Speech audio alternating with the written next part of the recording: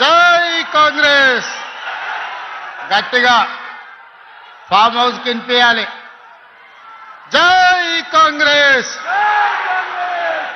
ధన్యవాదాలు మిత్రులారా. ఈనాడు ఆలేరు శాసనసభ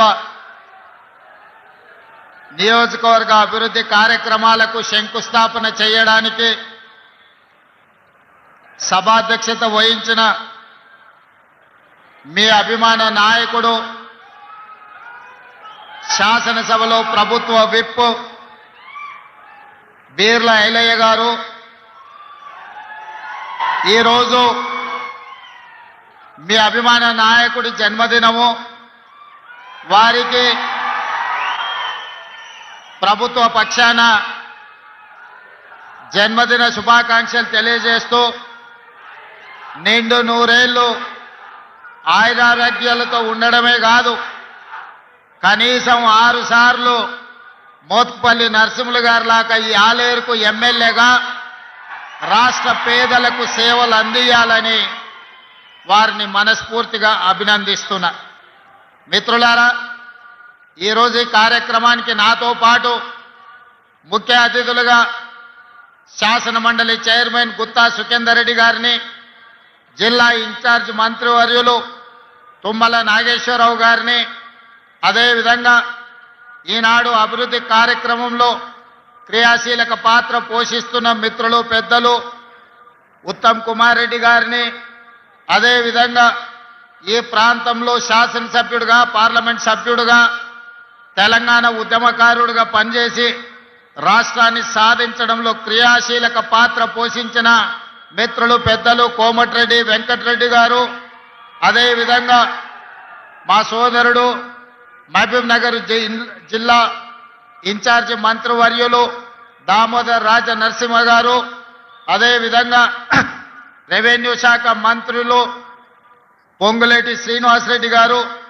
మా సోదరిమణి అక్క సీతక్క గారు, అదేవిధంగా స్థానిక పార్లమెంట్ సభ్యులు చామల కిరణ్ గారు, అదేవిధంగా శాసన మండలి సభ్యులు తీన్మార్ మల్లన్న గారు, శాసన మండలి సభ్యులు శ్రీపాల్ రెడ్డి గారు, అదేవిధంగా శాసన మండలి సభ్యులు శంకర్ నాయక్ గారు, అదేవిధంగా శాసన సభ్యులు మాజీ పార్లమెంట్ సభ్యులు ఈరోజు చామల కిరణ్ భువనగిరి పార్లమెంటు తరఫున పార్లమెంటులో ఢిల్లీ స్థాయిలో గలం వినిపిస్తున్నాడంటే ఆనాడు ఈ గెలుపు చామల కిరణ్ది కాదు, ఈ గెలుపు ఈ బాధ్యత నాది అని భుజాల మీద వేసుకొని ఈరోజు భువనగిరి పార్లమెంట్ గెలుపులో క్రియాశీలక పాత్ర పోషించిన కోమటిరెడ్డి రాజగోపాల్ రెడ్డి గారు,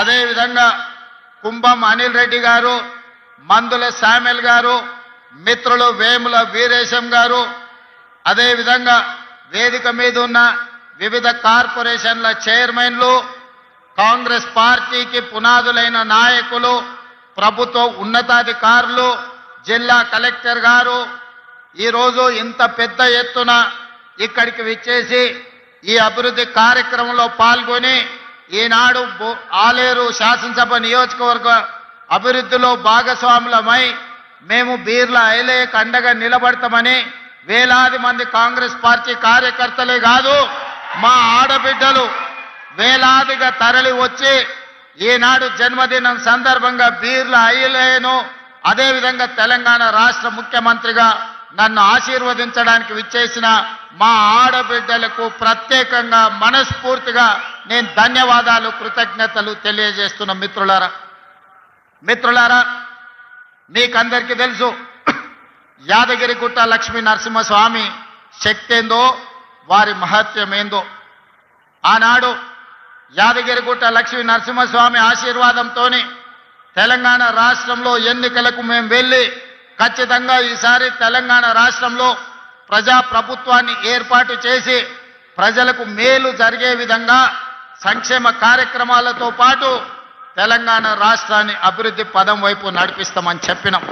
ఇదే కాదు, ఆనాడు ఎన్నికల సందర్భంగా నేను ఒక మాట చెప్పిన, మన గ్రామాన తండాలలో గూడాలలో మారుమూల పల్లెల్లో పేదలు భక్తిగా పిలుచుకునే పేరు యాదగిరిగుట్ట లక్ష్మీ నరసింహస్వామి. కానీ ఆనాడు ఆయనకు ఏం ఆలోచన వచ్చిందో, తరతరాలుగా మన తాతలు ముత్తాతలు యాదగిరిగుట్ట అని పిలుచుకుంటే దాన్ని వారు వచ్చి యాదాద్రి అని చెప్పి పేరు మార్చింది. కానీ ఆనాడు ఎన్నికల సందర్భంగానే నేను చెప్పిన, మళ్ళీ ఇందిరమ్మ రాజ్యం వస్తుంది, యాదాద్రి కాస్త యాదగిరి గుట్ట అవుతుంది, గుట్ట మీద నిద్ర పోయి భక్తుల కోరికలు తీర్చుకునే విధంగా గుట్టను తీర్చిదిద్దుతామని చెప్పినాం. ఆనాడు గుట్ట మీదకి ఆటోలు పోవద్దు, గుట్ట మీద పేద భక్తులు ఎవరు నిద్ర పోవద్దు అని చెప్పి ఆనాటి ప్రభుత్వం నిషేధాన్ని ఈరోజు విధించింది. కానీ మన ప్రభుత్వం వచ్చిన వెంబడే కోమటిరెడ్డి వెంకటరెడ్డి గారు, బీర్ల ఐలయ్య గారు వచ్చి, అన్న ఈ పేరు మారవాలి, గుట్ట మీద భక్తులు నిద్రపోయేటట్టు చెయ్యాలి, గుట్ట కింద ఉండే ఆటోలు గుట్ట మీదకి పోయేటట్టు చెయ్యాలి అని అంటే యాదగిరి గుట్టకు అవసరమైన మార్పులు చేర్పులు అన్నీ తీసుకొచ్చి భక్తుల ఆకాంక్ష మేరకు ఈరోజు మనం కార్యక్రమాలు చేపట్టినాం. ఇదే కాదు, గోపురాన్ని 60 కేజీల బంగారంతో కార్యక్రమాన్ని పూర్తి చేసుకొని ఈరోజు భక్తులకు పెద్ద ఎత్తున ఈరోజు ఆనందాన్ని కలిగించే నిర్ణయం తీసుకున్నాం. ఇదే కాదు, యాదగిరి గుట్ట ఈరోజు ఒక పెద్ద బోర్డుగా ఆంధ్రప్రదేశ్లో తిరుమల తిరుపతి దేవస్థానానికి ఏ విధంగా అయితే ఒక బోర్డు ఉండి ప్రపంచంలోనే ఒక గొప్ప పేరు తిరుమల తిరుపతి వెంకన్న స్వామి సాధించిండు, తెలంగాణలో కూడా అంత గొప్పగా లక్ష్మీ నరసింహస్వామి యాదగిరిగుట్ట రాణించాలని అక్కడ టీటీడీ ఉంటే ఇక్కడ వైటీడీని మనం ఏర్పాటు చేసుకున్నాం. యాదగిరిగుట్ట టెంపుల్ డెవలప్మెంట్ కమిటీని వేసుకునేది ఉంది, తొందరలోనే మనం వేసుకోబోతున్నాం. ఇదే కాదు మిత్రులారా, ఇవాళ మీరు అందరితో పంచుకోదలుచుకున్న, ఏ విధంగా అయితే తిరుమల తిరుపతి దేవస్థానం ఆధ్వర్యంలో పద్మావతి యూనివర్సిటీ ఉండి అక్కడ పిల్లలకు చదువులే కాదు, అక్కడ గోశాల పెట్టి గోవులకు సేవ చేయడమే కాదు, వివిధ అభివృద్ధి కార్యక్రమాలలో, సంక్షేమ కార్యక్రమాలలో, భక్తికి సంబంధించిన అంశాలలో తిరుమల తిరుపతి దేవస్థానం ఏ విధంగా విశిష్ట సేవలను అందిస్తుందో ఈనాడు మీ అందరి సమక్షంలో నేను సంతోషంగా ప్రకటించదలుచుకున్న, యాదగిరి గుట్ట నరసింహస్వామి ఆధ్వర్యంలో యూనివర్సిటీ వరకు మీ మెడికల్ కాలేజీని, విద్యా సంస్థల్ని అభివృద్ధి పరచడమే కాదు, యాదగిరిగుట్ట లక్ష్మీ నరసింహస్వామి ఇక్కడ ఉండే కమిటీ ఆధ్వర్యంలో ఇక్కడ విద్యా సంస్థల్ని యూనివర్సిటీ స్థాయికి పెంపొందించి అన్ని రకాలుగా దేశంలోనే ఒక గొప్ప యూనివర్సిటీగా రాణించే విధంగా ఈరోజు మీ యాదగిరిగుట్ట లక్ష్మీ నరసింహస్వామిని అభివృద్ధి చేయడానికి మీ అందరికీ మనస్ఫూర్తిగా తెలియజేయడానికి నేను సంతోషపడుతున్నా. మిత్రులారా, ఈరోజు ముఖ్యంగా గంధమాల గురించి మా మిత్రులు చెప్పిండ్రు. ఇవాళ ఒక ఆయన తాటి చెట్టు అంతా పెరిగిండు కానీ తలకాయ మోకాళ్ళలో ఉందో ఎక్కడుందో నాకు తెలియదు. ఎట్లకెళ్ళి వస్తావయ్యా నీళ్లు, నువ్వు ఎట్లా ఇస్తావు గంధమాల, ఎట్లా కడతావని నేను వారిని అడగదలుచుకున్న. ఈరోజు సాగునీటి ప్రాజెక్టుల గురించి ఇంత ఉందే పెద్దలు ఉత్తమ్ కుమార్ రెడ్డి గారు చెప్పిండ్రు. 10 ఏళ్లలో 2 లక్షల కోట్ల రూపాయలు ఖర్చు పెట్టిండ్రు, కాంట్రాక్టర్లకు బిల్లులు ఇచ్చిండ్రని. నేను అడుగుతున్న గత పాలకులను, 2 లక్షల కోట్ల రూపాయలు ఖర్చు పెడితే గంధమల్ల రిజర్వాయర్ ఎందుకు పూర్తి కాలే, పిలాయపల్లి కాలువ ఎందుకు పూర్తి కాలే, ధర్మారెడ్డి కాలువ ఎందుకు పూర్తి కాలే, ఎస్ఎల్బిసి ఎందుకు పూర్తి కాలే, నల్గొండలో ప్రాజెక్టులు నిర్మించలేదు, ఆలేరు ప్రాంతానికి సాగునీరు తాగునీరు అందించలేదు. ఇవి పక్కన పెట్టండి. ఈనాడు ఈ నల్గొండ ప్రాంతంలో నేను అడగదలుచుకున్న మా ప్రాంత రైతులను, ఈ ప్రాంత ప్రజలను, ఆనాడు నవంబర్ 8 నాడు నా జన్మదినం ఉన్నదని వేలాది మంది ఇంటికి వస్తామంటే నేను కాదు కూడదు, లక్ష్మీ నరసింహస్వామిని దర్శనం చేసుకొని మూసి కాలువలో మా నల్గొండ బిడ్డల బతుకులు ఎట్లా చింద్రమైపోతున్నాయో వాళ్ళ మధ్యలో గడుపుతానని నా జన్మదినం రోజు మీ దగ్గర వచ్చి రోజంతా పాదయాత్ర చేసి మీరు పడుతున్న కష్టాలను కల్లారా నేను చూసి ఆనాడే నేను ఈ ప్రాంతానికి మాట ఇచ్చిన. 600 అక్కడి సూర్యుడు ఇక్కడ ఉదయించిన, ఎవరు అడ్డం పడ్డా తొక్కుకుంటైనా పోతాం, మూసీ నది ప్రక్షాళన చేసి తీరుతాం, నల్లగొండ రైతాంగం కష్టాలు తీరుస్తామని ఆనాడు చెప్పడం జరిగింది. నేను అడుగుతున్న మిత్రులారా, ఈ వేదిక మీద నుంచి బీజేపీ బీఆర్ఎస్ నాయకులను, గుజరాత్లో నరేంద్ర మోడీ సబర్మతి నది ప్రక్షాళన చేసుకున్నాడు. ఉత్తరప్రదేశ్లో యోగి గారు గంగా నది ప్రక్షాళన చేసుకున్నాడు. ఈనాడు ఢిల్లీలో మోడీ యమునా నది ప్రక్షాళన చేస్తా మేము అభివృద్ధి చేసుకుంటాం, ఆ ప్రాజెక్టులను నిర్మించుకుంటాం అంటున్నాడు. మరి నేను ఇవాళ అడుగుతున్న బీజేపీ బీఆర్ఎస్ వాళ్ళను, నరేంద్ర మోడీ సబర్మతి నది కట్టుకోవచ్చు, యోగి గంగా నది కట్టుకోవచ్చు, ఢిల్లీలో యమునా నది మీరు ప్రక్షాళన చేసుకోవచ్చు. మరి తెలంగాణ ప్రజలు ముఖ్యంగా నల్గొండ బిడ్డలు మూసీ నది ప్రక్షాళన ఎందుకు చేసుకోకూడదు? మూసీ మురికిలోనే మేము చావాలనా?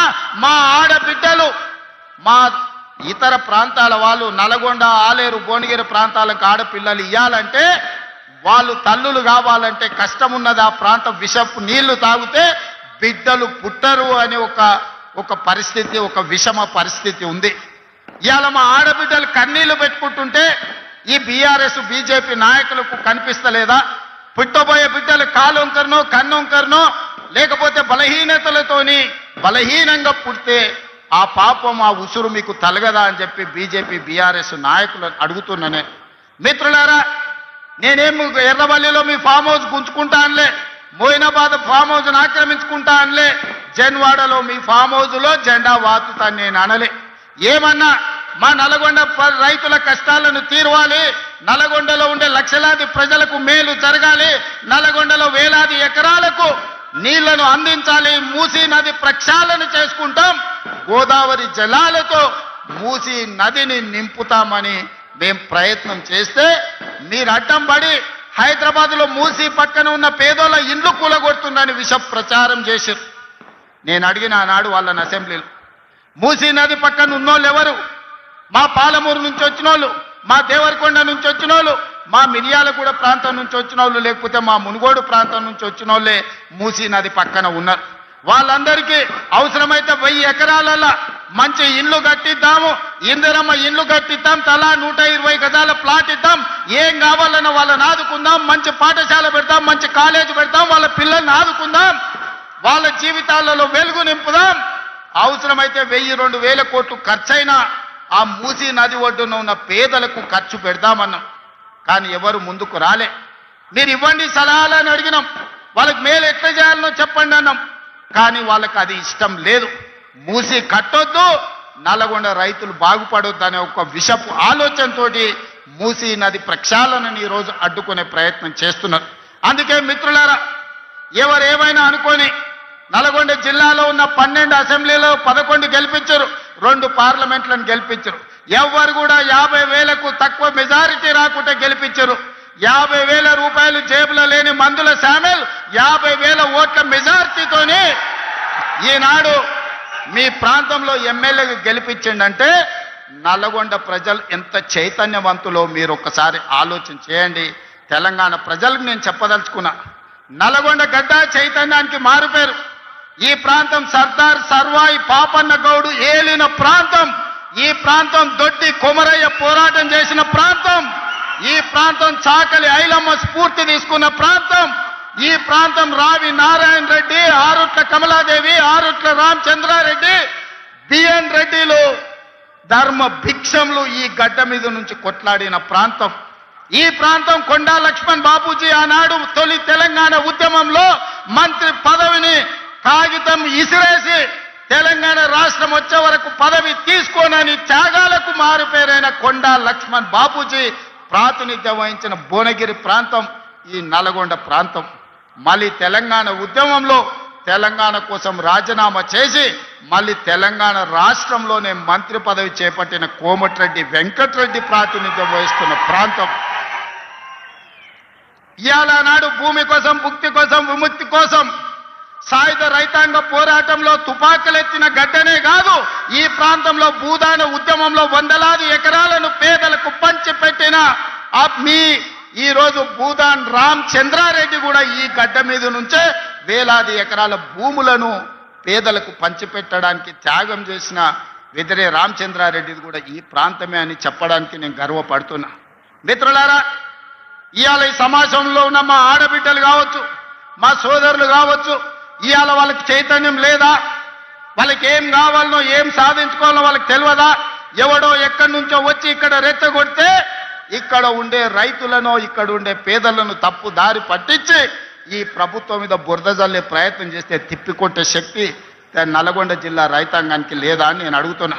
మిత్రులారా, నాడు నిజాం నవాబులనే దిగంతాలకు తరిమి కొట్టిన గడ్డ సాయుధ రైతాంగ పోరాటంలో నేలకు ఒరిగినా గాని తుపాకీని వదలకుండా పోరాటం చేసిన గడ్డ ఈ రోజు మనం స్వేచ్ఛను అనుభవిస్తున్నామంటే, ఈ రోజు ప్రజాస్వామిక రాష్ట్రంలో మనం ఈ రోజు మనుగడ సాధించినామంటే నల్గొండ ప్రాంతంలో జరిగిన సాయుధ రైతాంగ పోరాటమే ఈ రోజు మనకి స్వేచ్ఛనిచ్చింది. ఆనాటి సాయుధ రైతాంగ పోరాటాన్ని నిర్మించిన నల్గొండ జిల్లా ఈ రోజు చైతన్యం కోల్పోయింది అనుకుంటున్నారా, లేకపోతే నల్గొండ జిల్లాకు కావాల్సిన ప్రాజెక్టులను సాధించుకోలేరు అనుకుంటున్నారా గత పాలకులు అని చెప్పి నేను సందర్భంగా అడగదలుచుకున్నాను. మిత్రులారా, 10 సంవత్సరాలు 20 లక్షల కోట్లు వాళ్ళ దగ్గరకు వచ్చినాయి. 20 లక్షల కోట్ల రూపాయలు వాళ్ళ జేబుల్లో ఉంటే 2000 కోట్లతోని ఎస్ఎల్బీసీని ఎందుకు పూర్తి చేయలేదో అడగండి. ఇవాళ ఈ ప్రాంతంలో ఉన్న సాగునీటి ప్రాజెక్టులు ధర్మారెడ్డి కాలువ కావచ్చు, పిలాయపల్లి కాలువ కావచ్చు, లేకపోతే గంధమల్ల కావచ్చు, ఏ ఒక్క ప్రాజెక్టు కూడా పూర్తి కాలేదు. 10 ఏళ్లలో ఇవాళ మనం పూర్తి చేయాలి అనుకుంటే కాళ్ళల్లో కట్టెబెట్టి కింద పడేయాలని చూస్తూ, ఇవాళ మీకు ఎందుకు మెడికల్ కాలేజ్ కట్టలేదు?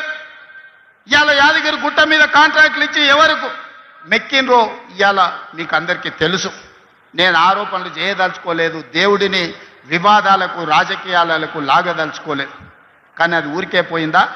యాదగిరిగుట్ట లక్ష్మీ నరసింహస్వామి దగ్గర జరిగిన అపచారానికి మూల్యం చెల్లించలేదా? మన ప్రభుత్వం ఏర్పడ్డ నాడే బొక్కవోర్ల పడి మక్కెలు ఇరగలేదా? మీకు తెలియదా?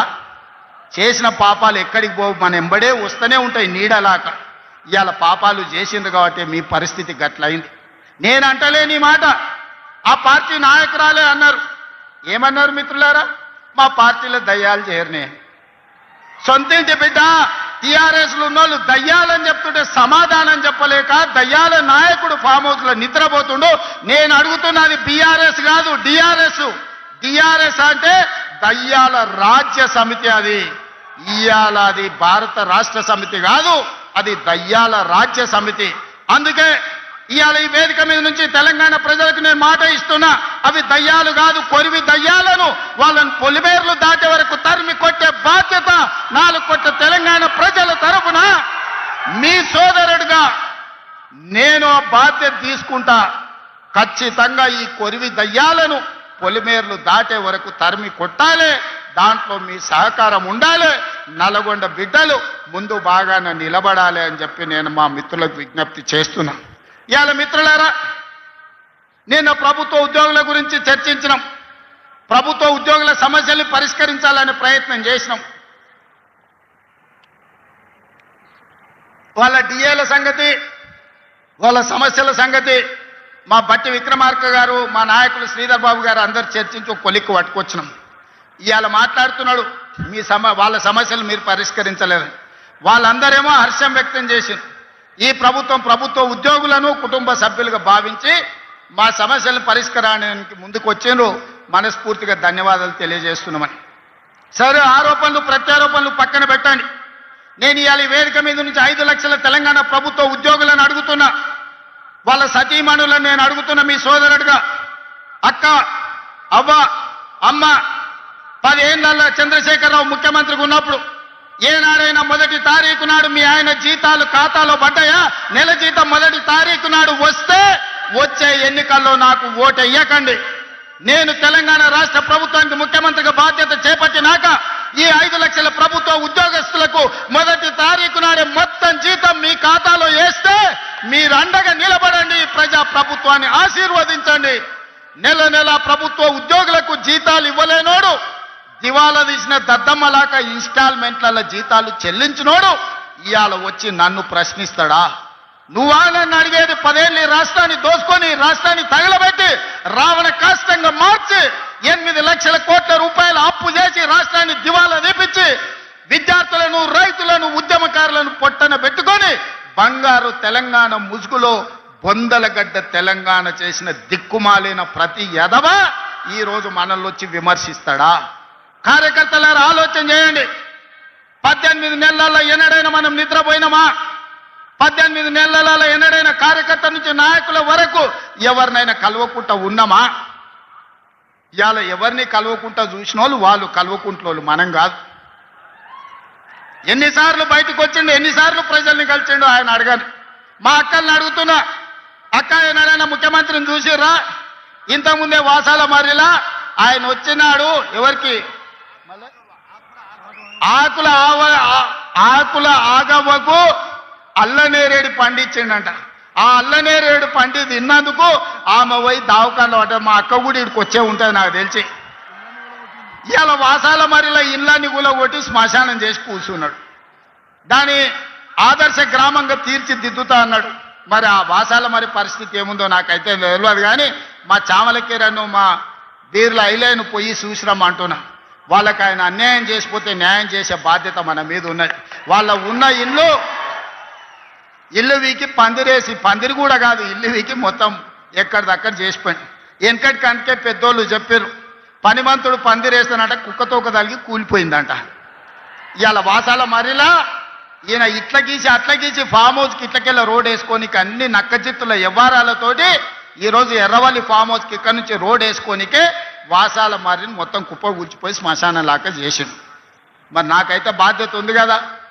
ఆయన అల్లకల్లోలం చేసినా, ఆగం చేసినా అన్నిటిని సరిదిద్దాలన్న ఆలోచనతోటి ఇవాళ రైతులను కావచ్చు, ఆడబిడ్డ మహిళల్ని కావచ్చు, విద్యార్థులను కావచ్చు, నిరుద్యోగ యువకులను కావచ్చు, ఉద్యమకారులను కావచ్చు, దళితులను కావచ్చు, గిరిజనులను కావచ్చు, ఆదివాసులను కావచ్చు, మైనారిటీలను కావచ్చు, వీళ్ళందరి కష్ట సుఖాలు తెలుసుకొని విధి విధానాలు తయారు చేసి ఇవాళ వాళ్ళందరినీ అభివృద్ధి పాఠం వైపు నడిపించాలని నేను ప్రయత్నం చేస్తున్నాను. మిత్రులారా, నేను ఇవాళ సూటిగా అడుగుతున్న నిరుద్యోగ యువకులను, వచ్చిన మొదటి సంవత్సరంలోనే 60,000 ప్రభుత్వ ఉద్యోగ నియామకాలు చేపట్టి ఈ దేశంలోనే మొట్టమొదటి రాష్ట్రంగా తెలంగాణ రాష్ట్రం నిలబడ్డదా లేదా, 60,000 మందికి ఉద్యోగాలు ఇచ్చినామా లేదా ఎల్బీ స్టేడియం వేదికగా అని చెప్పి నిరుద్యోగ యువకులను అడుగుతున్నా. ఇవాళ ప్రైవేట్లో 3 లక్షల కోట్ల రూపాయలు పెట్టుబడి తెచ్చి ఇంజనీరింగ్ డాక్టర్లు చదువుకున్న మన తెలంగాణ విద్యార్థులకు ప్రైవేటులో 1,00,000 ఉద్యోగాలు ఇప్పించి ఇవాళ కుటుంబాలను ఆదుకునే ప్రయత్నం చేస్తున్నాం. ఇవాళ మీ ప్రాంతంలో young India integrated residential school 200 కోట్ల రూపాయలతోని నిర్మించడమే కాదు, రాష్ట్రంలో 100 నియోజకవర్గాలల్లో 20,000 కోట్ల రూపాయలతోటి బడుగు బలహీన దళిత గిరిజన మైనారిటీ వర్గాలకు సంబంధించిన పిల్లలు ప్రతి దగ్గర 2,600 మంది కలిసి చదువుకునేటట్టు, కలిసి భోజనం చేసేటట్టు కార్పొరేట్ కాలేజీలను తలదన్నే విధంగా ఇవాళ పేదలకు విద్యను అందించడానికి మన ప్రభుత్వం ప్రణాళికలు వేసింది. ఇవాళ ఆలేరులో ఆ పాఠశాల ప్రారంభోత్సవం చేసుకున్న పనులను కట్టాలని, ఈ ప్రాంతంలో ఉండే బీసీ ఎస్సీ ఎస్టీ మైనారిటీ పిల్లలందరూ కలిసి చదువుకోవాలి, సోదర భావం పెంపొందించాలని ఇవాళ మంజూరు చేయలేదా? అదేవిధంగా ఈరోజు మనకు స్పోర్ట్స్ విషయంలో మెడల్స్ రాకపోతే యంగ్ ఇండియా ఇంటిగ్రేటెడ్ స్పోర్ట్స్ యూనివర్సిటీతో పాటు అకాడమీని, స్కిల్ లేని వాళ్ళకి యంగ్ ఇండియా స్కిల్స్ యూనివర్సిటీని ప్రారంభించుకొని ఈరోజు ప్రపంచంతోనే పోటీ పడే విధంగా మన పిల్లల కోసం మనం బాగు చేసుకుంటలేమా? ఇవాళ మెడికల్ కాలేజీ ప్రాంతానికి ఇచ్చిన మాట వాస్తవం కాదా సోదరులారా? గంధమల్ల ప్రాజెక్టు వాళ్ళు పడావు పెట్టిపోతే ఆ గ్రామాలు మునుగుతున్నాయని రైతులు బీర్ల ఐలయని తీసుకొని వచ్చి మాట్లాడితే గ్రామాలు మునగకుండా ఆ ప్రాజెక్టును పూర్తి చేయడానికి ఈరోజు ప్రణాళికలు వేసుకున్న మాట దాదాపుగా 600 కోట్ల రూపాయలు మంజూరు చేసింది నిజం కాదా? ఇవాళ నీళ్ళు ఎక్కడికెళ్ళి వస్తున్నాయి అంటున్నాడు. ఎస్ఆర్ఎస్పి నీ తాత కట్టిండా? ఎల్లంపల్లి మిడ్మానేరు మీ ముత్తాత కట్టిండా? మా కాంగ్రెస్ పార్టీ పండిత్ జవహర్లాల్ నెహ్రూ మొదలుపెట్టిన ఎస్ఆర్ఎస్పి, శ్రీపాద ఎల్లంపల్లి మిడ్మానేరు ప్రాజెక్టులు మేము కట్టినాం. ఈరోజు గంధమ్మలకి ఎట్లా నీళ్లు దేవాళ్ళు మాకు తెలియదా? నిధులు ఇచ్చినోనికి నీళ్ళు ఇచ్చేది తెలియదా? అన్నం పెట్టిన అవ్వకు ఉండనికే తొడుక్కోనికే బట్టలు ఇచ్చేది తెలియదా? ఇవాళ ఇందిరమ్మ ఈరోజు ఏ గ్రామానికైనా వెళ్దాం, నేను సూటిగా సవాలు విసురుతున్నా. పేదోడు ఉంటున్న ఇల్లు ఇందిరమ్మ ఇల్లు కాదా? పేదోడు కట్టుకున్న ఇళ్ళ పట్టా ఇందిరమ్మ ఇళ్ళ పట్టా కాదా? పేదోడు దుక్కి దున్నుకుంటున్న భూమి అసైన్మెంట్ పట్టాల పేరు మీద బీసీలకు, ఎస్సీలకు, ఎస్టీలకు లక్షల ఎకరాల భూ పంపకాలు చేసింది ఇందిరమ్మ కాదా? ఆ ఇందిరమ్మ మా అమ్మ కాదా? మా కాంగ్రెస్ పార్టీ తల్లి కాదా ఇందిరమ్మ? ఆమె నాయకత్వంలో పనిచేసే మేము ఇవాళ ఈ ప్రాంతాన్ని అభివృద్ధి చెయ్యాలని మేము ముందుకు వస్తే, అదేవిధంగా ఈరోజు రాష్ట్ర స్థాయిలో 4.5 లక్షల ఇందిరమ్మ ఇండ్లు మళ్ళీ మంజూరు చేసి పనులు ప్రారంభించి పొంగులేటి శ్రీనివాసరెడ్డి గారు పర్యవేక్షిస్తలేరా? ఇదే కాదు, మా అక్కల్ని అడుగుతున్నాయాల, మా ఆడబిడ్డలు ఈడుండ్రు. అక్క, ఆనాడైన ప్రభుత్వంలో మీరు అమ్మగారింటికి పోవాలన్నా అమ్మోరిని దర్శించుకోవాలంటే ఇంటి ఆయనను బస్సు కిరాయి పైసలు అడిగేది, అవునా? అయితే కొడుకుని అడగాలి, లేకపోతే ఇంటి ఆయనను అడగాలి. ఎందుకమ్మా ఈ పండుగ ఎందుకు మళ్ళీసారి పోదు అమ్మగారింటికంటే ఊకుండాల్సి వస్తుంది. కడుపులో దుఃఖం ఉన్నా దాచిపెట్టుకొని ఉండేది. కానీ ఇవాళ ఇంటి ఆయన పొలం కాడికి పనికి పోతే అమ్మగారింటికి పోయి చూసి ఒక్క సిల్లి గవ్వ లేకున్నా ఆర్టీసీ బస్సు చెయ్యి చూపితే ఉచితంగా బస్సు ఎక్కుతలేరా? అక్క నిజం చెప్పండి. మా అక్కలు నేను అడుగుతున్నా, మీ తమ్ముడు ముఖ్యమంత్రి అయినాక తెలంగాణ రాష్ట్రంలో మీరు ఎవరైనా ఒక్క పైస పెట్టి టికెట్ కొన్నారా? ఆర్టీసీ బస్సు బాజాబ్తా ఇయ్యాల మీరు ఉచితంగా ప్రయాణం చేస్తలేరా? మా అక్కల్ని ఒక్కసారి ఆలోచన చేయమంటున్నా. అదేవిధంగా మా సంఘాల సభ్యులకు 21,000 కోట్ల రూపాయల బ్యాంకులో లింకేజ్ ఇచ్చినాం. మా సంఘాల సభ్యులు వ్యాపారం చేస్తారు. అదానీలు అంబానీలే కాదు, సోలార్ పవర్ విద్యుత్ ప్లాంట్లు 1000 మెగావాట్ల ప్లాంట్ ఈరోజు మా అక్కలకు పెత్తనం ఇచ్చింది. నిజం కాదా? ఆర్టీసీ బస్సులో ఉచిత ప్రయాణం కాదు, 600 బస్సులు వాళ్ళకిచ్చి అదే ఆర్టీసీకి కిరాయికి పెట్టి 600 బస్సులకు మా ఆడబిడ్డల్ని యజమానులను చేసింది. నిజం కాదా? ఇవాళ రిలయన్స్తో పోటీ వాడి పెట్రోల్ బంకులు మీరు పెట్టుకొని నిర్వహిస్తున్న మాట నిజం కాదా? ఇందిరా మహిళా శక్తి క్యాంటీన్లు ఈరోజు రాష్ట్రం నలుమూలలో మీరు ప్రారంభించుకొని చేస్తున్న మాట నిజం కాదా? అమ్మ ఆదర్శ పాఠశాల పేరు మీద గ్రామాన కాంట్రాక్టర్ల చేతుల్లో పనులు పెడితే అవి తీసి మా ఆడబిడ్డల చేతులు పెట్టి అమ్మ ఆదర్శ పాఠశాల పేరు మీద పాఠశాలల నిర్వహణ మీ చేతిలో పెట్టలేదా? స్కూల్లో పిల్లలు బట్టలు కుట్టేది ఆనాడు పెద్ద పెద్ద కంపెనీలకు ఇస్తే ఈరోజు మా ఆడబిడ్డలకు ఇచ్చిన మాట వాస్తవం కాదా? ఇవాళ మా అక్కల్ని ఆర్థికంగా నిలదొక్కునేలా చేసి 1 కోటి మంది ఆడబిడ్డల్ని కోటీశ్వరులను చెయ్యాలి. 10 ఏళ్లలో నా లక్ష్యం అదే. నా జీవితంలో 1 కోటి మంది ఆడబిడ్డల్ని కోటీశ్వరులను చేస్తా అని కంకణం కట్టుకొని బయలుదేరి మీకోసం కృషి చేస్తుంటే ఇవాళ మిమ్మల్ని చూసి ఏడుస్తున్నారు. మీ ఒకనాడు ఇంటాయనని బస్సుకి అడిగే మీరు సాయంత్రం బెల్ట్ షాప్కి ఆయన మిమ్మల్ని నగదు అడిగే పరిస్థితి తెచ్చినా లేదా? మా అక్కలు చెప్పాలని నేను అడుగుతున్నా.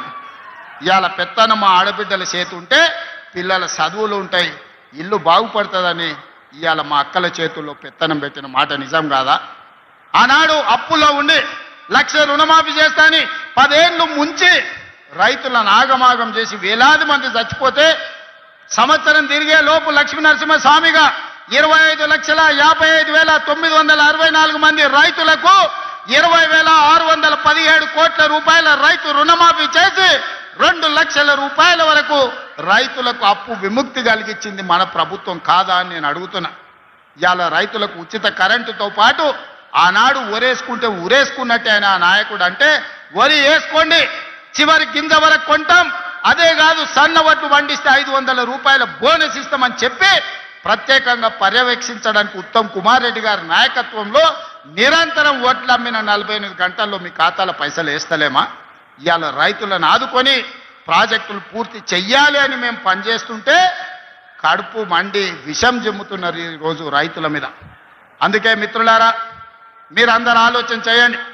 ఈ ప్రభుత్వం మీ ప్రభుత్వం, ఈ ప్రభుత్వం మన ప్రభుత్వం, ఈ ప్రభుత్వం పేదోళ్ళ ప్రభుత్వం, ఈ ప్రభుత్వంలో దళితులు గిరిజనులు ఆదివాసులు తలెత్తుకునే ప్రభుత్వం. అందుకే 1931లో బ్రిటిష్ వాళ్ళు కులగణన చేస్తే 100 ఏళ్లలో ఎవడు చేయలేకపోయింది, ఎవడు ధైర్యం చేయలే ముట్టుకోనికే. కానీ మీ సోదరుడుగా మీ రేవంత్ అన్నగా దేశంలోనే మొట్టమొదటి రాష్ట్రంగా ఉత్తమ్ కుమార్ రెడ్డి గారిని బాధ్యత ఇచ్చి దామోదర్ రాజనరసింహ గారిని బాధ్యత పెట్టి దేశంలోనే మొట్టమొదటిసారి కులగణన చేసి 56.36% బలైన వర్గాలు ఉన్నారు అని లెక్క తేలిస్తే ఈరోజు విధిలేని పరిస్థితుల్లో నరేంద్ర మోడీ దేశం మొత్తం నేను లెక్క కడతా, బీసీల లెక్క తీస్తా అన్నాడు. గొర్రెలకు బర్రెలకు చేపలకు కూడా లెక్క ఉంది, కానీ మా బలహీన వర్గాలకు లెక్క లేదంటే లెక్క నేను తేలుస్తా, నీ కథ కూడా చూస్తా అన్నందుకు ఇవాళ తెలంగాణ రాష్ట్రం మొట్టమొదటిసారి బలహీన వర్గాల లెక్క తేల్చి 56.36% తేల్చింది మనం కాదా? ఈ బలహీన వర్గాల పట్ల ప్రేమ లేకపోతే వాళ్ళ లెక్క తేల్చే బాధ్యత ఎందుకు తీసుకుంటాం? ఈరోజు 42% రిజర్వేషన్లు విద్య ఉద్యోగంలోనే కాదు స్థానిక సంస్థలలో కూడా మీకు 42% రిజర్వేషన్ ఇవ్వాలని చట్టం చేసింది మనం కాదా? అదేవిధంగా ఈనాడు ఎస్సీ ఉపకులాల వర్గీకరణ 35 ఏళ్ల నుంచి మాదిగ బిడ్డలు పోరాటమే కాదు ఎంతో మంది ప్రాణాలు కోల్పోయింది. ఎట్లయినా ఈ సమస్యకు శాశ్వత పరిష్కారం చూపించాలి అని సుప్రీంకోర్టు తీర్పిచ్చిన మరుక్షణం దామోదర రాజనరసింహ గారు నాకు చిట్టి తెచ్చింది అసెంబ్లీలో. నేను స్పష్టంగా చెప్పిన, ఇది నా బాధ్యత, 100% ఈ సమస్యను పరిష్కరిస్తా అని ఫిబ్రవరి 14 నాడు మొదలుపెట్టి మళ్ళీ ఫిబ్రవరి 14 లోపల బీసీల లెక్కలు తేల్చిన ఎస్సీ కులాల వర్గీకరణ మోత్కుపల్లి నరసింహులు గారు సజీవ సాక్షి. వారు ఎవరిని అంత ఆశామాసిగా ఒప్పుకోరు, ఎవరిని అభినందించారు. నరసింహులు గారి సంగతి మీకు నాకంటే ఎక్కువ తెలుసు, మీరు రాలేరోళ్ళు. కానీ వారు స్వయంగా అసెంబ్లీకి వచ్చి శాలువ కప్పి తమ్మి ఈరోజు నా మనసుకు ఆనందం కలిగింది. దశాబ్దాల మా కొట్లాట పరిష్కారం చూపించినమని నరసింహులు గారు అభినందించిన మాట వాస్తవం కాదా? ఇవాళ ఎస్సీ కులాల వర్గీకరణ చేసి ఆ చిక్కుముళ్ళని ఇప్పింది ఈ ప్రభుత్వం కాదా అని నేను అడుగుతున్నా. ఇన్ని రకాలుగా రైతులను, మహిళల్ని, విద్యార్థులను, నిరుద్యోగులను, ఉద్యమకారులను, బలహీన వర్గాలను, దళిత వర్గీకరణతో పాటు ప్రతి సమస్యను పరిష్కరించుకుంటా 18 నెలల్లో మనం ముందుకు వెళ్తుంటే 10 ఏళ్ళు రాష్ట్రాన్ని దోసుకున్నాడు. ఇవాళ నువ్వు దిగిపో అని అంటుండు. మిత్రులారా, మీరు ఆలోచన చెయ్యండి. నాకేం లేదు కోరికలు. ఆయనను పట్టుబట్టాలనుకున్నా, పట్టుబట్టినా, పని బట్టినా, పడగొట్టడమే కాదు ఆ కుర్చీలో కూర్చున్నా. జీవితంలో నా లక్ష్యాన్ని నేను నెరవేర్చుకున్నా. ఇక మీ లక్ష్యాన్ని నెరవేర్చడానికి మీ సోదరుడిగా కష్టపడాలని నేను అనుకుంటున్నా. నాకు ఇంకేం కోరికలు లేవు. నన్ను ఇబ్బంది పెట్టినోని, నన్ను జైలు పెట్టినోని ఖచ్చితంగా జైలు నుంచి బయటకు వచ్చిన రోజు ఒక మాట చెప్పిన, తొడగొట్టి చెప్పిన, నేను పడగొట్టే వరకు కళ్ళు ముయ్యను అని చెప్పి పడగొట్టి చూపించిన. ఇవాళ మీ అందరికీ నా విజ్ఞప్తి ఒక్కటే, 10 ఏళ్ళు ఆశీర్వదించండి. ఈ తెలంగాణ రాష్ట్రాన్ని $1 ట్రిలియన్ ఎకానమీగా మార్చి ప్రపంచానికి ఆదర్శంగా నిలబడి బెంగళూరు, చెన్నైయో, ముంబైయో, ఢిల్లీతో కాదు, న్యూయార్క్, టోక్యో, జపాన్ దేశాలతో పోటీ పడే విధంగా తెలంగాణ రాష్ట్రాన్ని అభివృద్ధి పదం వైపు నడిపించే శక్తిని మీరు ఇవ్వండి మిత్రులారా. మీరిచ్చే శక్తితోని మూసీ నది ప్రక్షాళన చేస్తా, రీజనల్ రింగ్ రోడ్డు నిర్మిస్తా, భారత్ ఫ్యూచర్ సిటీని ప్రపంచానికి ఒక గొప్ప నగరంగా అందిస్తా.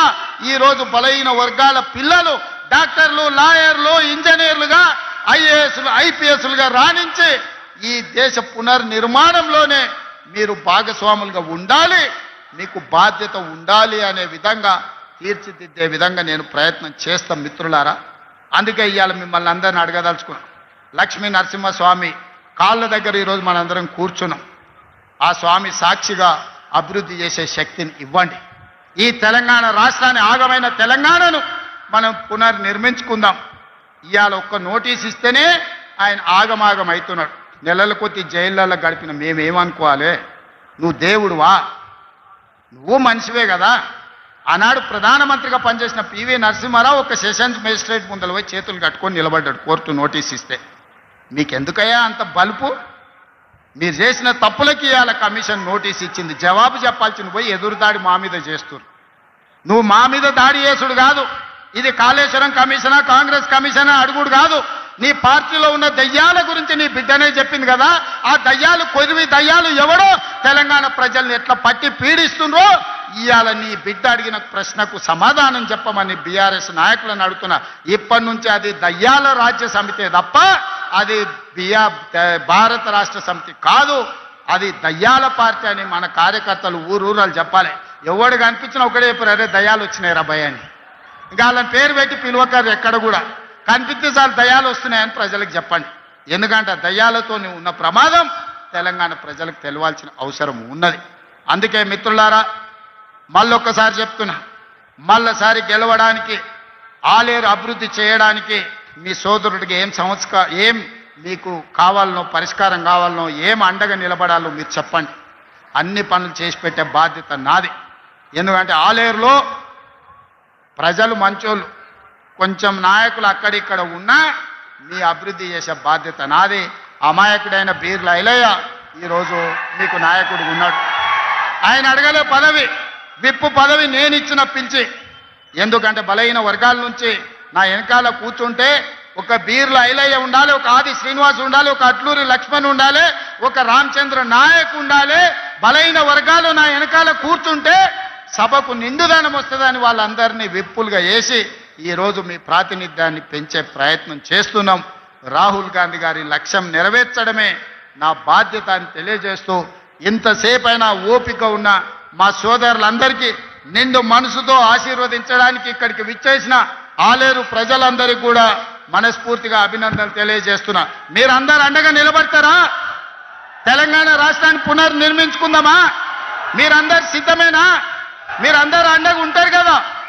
అండగా ఉంటా అన్న వాళ్ళందరూ చేయి పైకెత్తండి. మా అక్కలు కూడా, అక్క కోటీశ్వరులను వచ్చేసారి 1 కోటి ఓట్లు రావాలంటే మా ఆడబిడ్డలే కోటీశ్వరులు అయ్యి నాకు అండగా నిలబడాలి.